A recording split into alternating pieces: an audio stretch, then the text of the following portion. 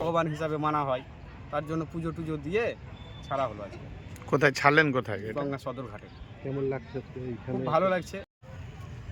ব্যাপারটা হচ্ছে যে আমাদের যে পুকুরে এটা পাওয়া গেছে কচ্ছপটা, পুকুরটা দীর্ঘদিন ধরে মাটি খনন করা হয়নি, তো যারা আবার লিজ নিয়েছে পুকুরটা তারা জলটা মেরেছে পুকুরে।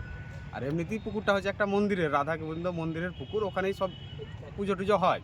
তো এই কচ্ছপটা দীর্ঘদিন ধরে ওখানে ছিল। তো ব্যাপারটা হচ্ছে যে জল মারার কারণেও পারবার উপরে উঠছিল। তো গ্রামের যারা পাড়ার লোক আছে বা মন্দিরে পুজো টুজো করে তারা ভাবলো কি একে বারে উপরে উঠছে, তার মানে কে কখন ধরে নিবে রাতের বেলায়। আর এমনিতে সাইজটা মোটামুটি 8-9 কিলো হবে।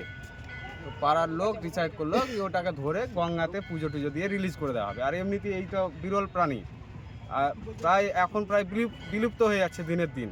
তো সেই দিকটা নজর রেখে যাতে এটা সুরক্ষিত থাকে। এবার পাড়া গ্রামে হয়তো এক পুকুর থেকে আর এক পুকুরে ছাড়বে, সেখানে হয়তো আবার কে কি করবে, কে ঢিল মারবে, কে কি করবে, আবার ধরে নিতে পারে। তার জন্য এটাকে আমি থানাতেও ফোন করেছিলাম, তো বললো কি না ঠিক আছে, এটা ভালো কাজ, আপনারা এটাকে রিলিজ করে দিন। ওই জন্য আজকে গঙ্গাতে রিলিজ করে দেওয়া হলো। আর এমনিতেই আমাদের হিন্দু শাস্ত্র অনুযায়ী এটাকে ভগবান হিসাবে মানা হয়, তার জন্য পুজো টুজো দিয়ে ছাড়া হলো আজকে। কোথায় ছাড়লেন, কোথায়? গঙ্গা সদর ঘাটে। কেমন লাগছে? খুব ভালো লাগছে, খুব ভালো লাগছে কি একটা প্রাণীকে আমরা ওখান থেকে এনে এখানে সুরক্ষিতভাবে গঙ্গায় ছাড়তে পারলাম, ভালো লাগছে। জল ঠিক না,